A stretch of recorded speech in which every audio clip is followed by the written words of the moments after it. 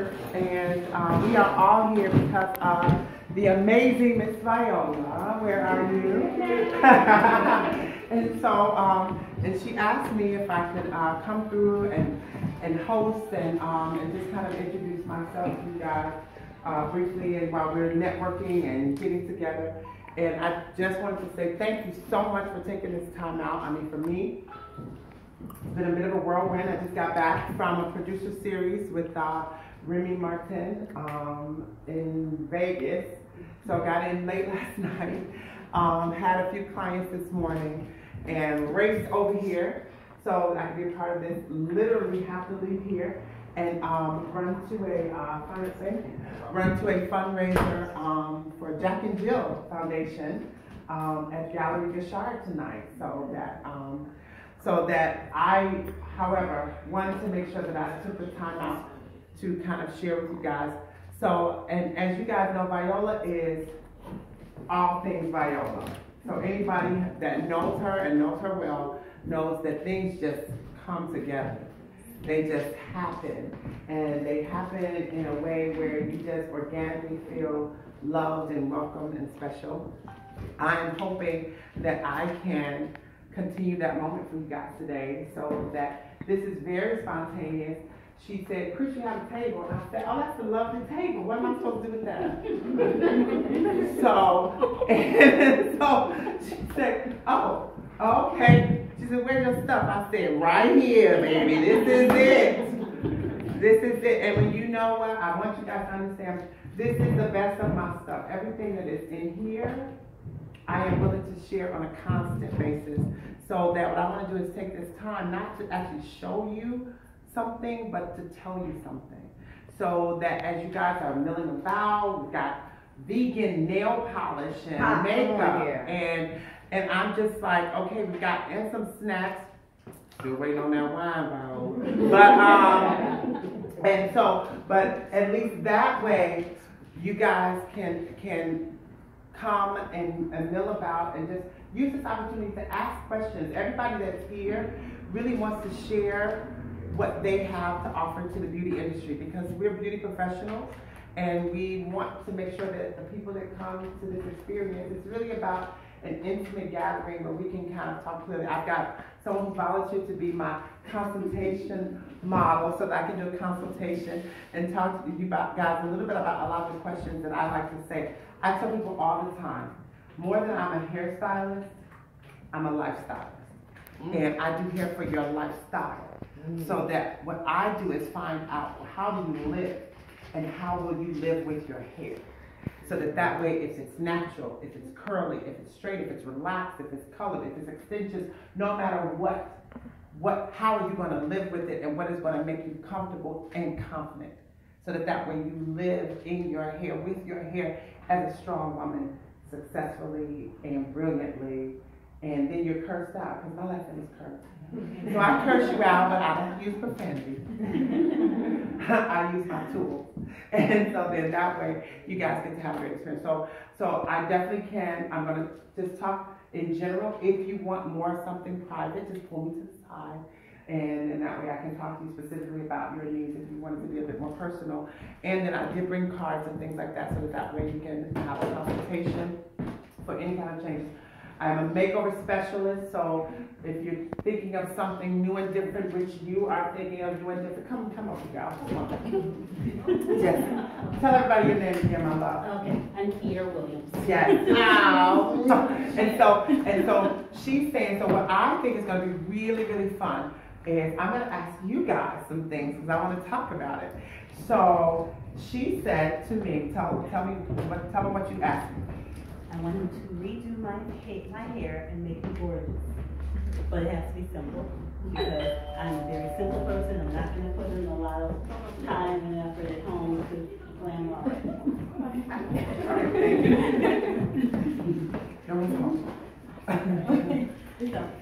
And so then I put myself in his hands. Oh, and it's natural hair. And it took me a long time to grow it this long, so I'm not looking to go totally short. Okay. All right, so this happens to us all the time. As artists, we have people who come in and then they say exactly this, I'm looking for a change, and that's all they say.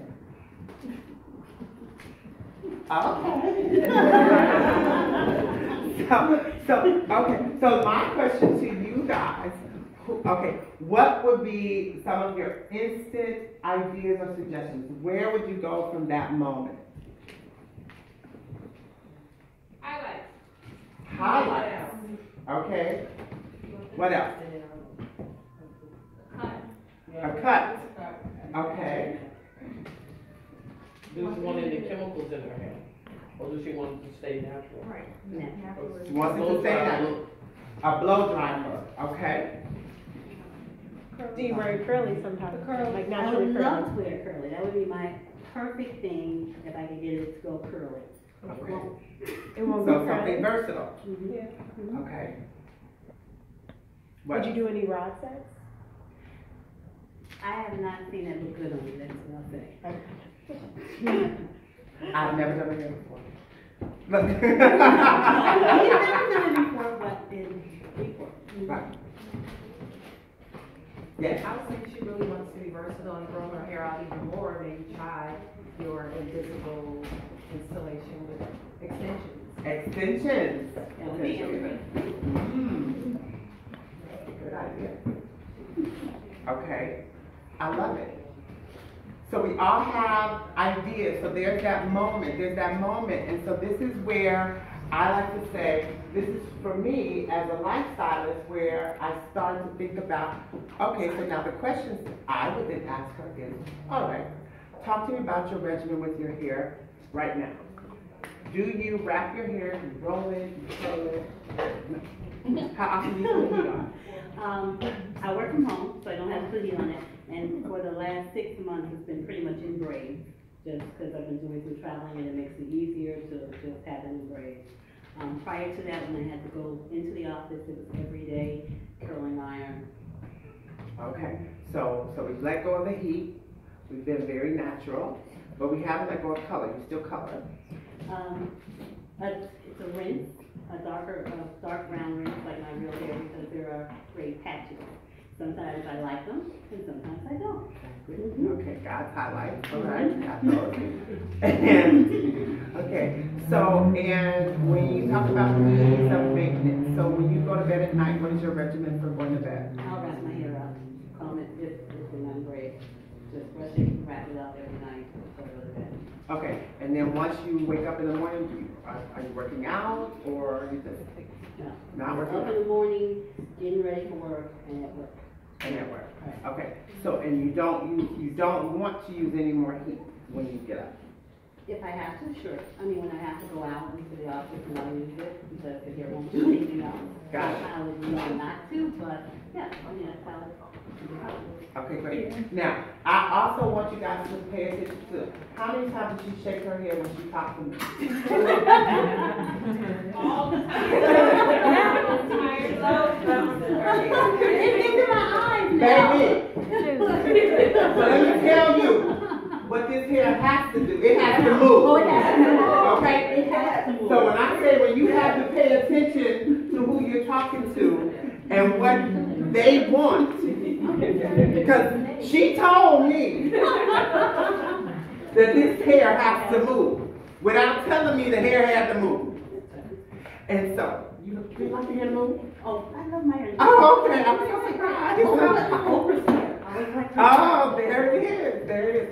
So what I love about this moment is it's that idea of finding out what is that person's lifestyle like. So again, she's not really into the whole workout thing. So the idea of her being natural, she's not about to sweat this hair out in the gym and do all of that. She's like, no, I wrap it, and if I can go, I'm good. So then just being able to have a great style that has a lot of movement and motion is great. Someone mentioned the highlights and the haircut. I absolutely love that idea. One of the things, if you guys, I know you're a little further from her, she's got gorgeous eye color. So that if she lightens her hair color just a tad, it's going to actually bring out her eyes even more. And especially with highlights, with her complexions, because she does have God's highlights going on, that the darker you stay, and so I'm gonna assume, and correct me if I'm wrong, are you a woman over 30? Yes. Okay, so, Way over. so that when you are a woman of a certain age, and as we continue to age, we have to start to consider to lighten our hair as opposed to going darker. When you're younger, those dark colors are great and they're bold because your hair is the frame for your face. So that, and as that frame, if it's darker, that means everyone focuses in on what's inside. So that if you look at that mirror that's right across from me there, that what happens is we notice the lights on the side of that mirror because it frames the sides of the mirror. Anything that works as a frame makes you focus on what's inside. So that happens with your face as well. So as we become older, we have flaws that we don't necessarily want people to see as much. We start to get crow's feet, laugh lines, wrinkles along our mouth, in our brows, forehead, all of that. So that we want people to not pay attention to it as much. So we want to find colors that are closer to our skin tone. So that you want to actually say, let me find colors that are not as dark. Because if I stay dark, then everything, people focus on everything inside. So then they notice that. So then it starts to become aging. She will look even more youthful as we get a little bit lighter. And it doesn't have to be all over because some women love that dark hair and they've loved it for years. And you can still have it. Break it up. Break it up with lighter pieces that actually just create another focus so that way your frame doesn't actually just drop everyone to the inside. The haircut's gonna be interesting now, but I'm gonna show you guys how to stand right here. So that then, I'm gonna use the mirror and you guys are gonna be my other mirror. So that she has one place on her face that she can never have her hair cut. Where is that place on her face? Anyone know? Her bang? No. What's y'all nice Ooh, Look at that face, baby.